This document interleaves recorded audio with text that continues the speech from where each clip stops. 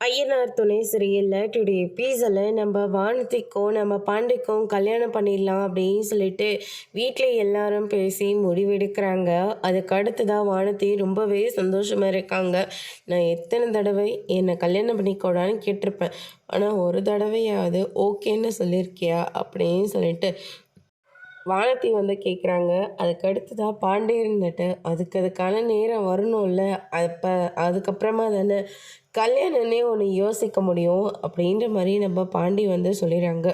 அதுக்கு அடுத்து தான் பார்த்தீங்கன்னா கோயிலில் எல்லா ஏற்பாடும் பண்ணிகிட்ருக்காங்க. அப்போ வானதியோட பக்கத்து வீட்டுக்காரங்க வானதியை கல்யாண கோலத்தில் பார்த்த உடனே பயங்கரமாக ஷாக் ஆகுறாங்க. நேராக வானதியோட அம்மா கிட்ட போயிட்டு, உங்கள் பொண்ணு என்ன காரியம் பண்ணியிருக்கான்னு தெரியுமா? அவள் அந்த பாண்டி பையன் கூட கல்யாணம் பண்ணிக்க போகிறா.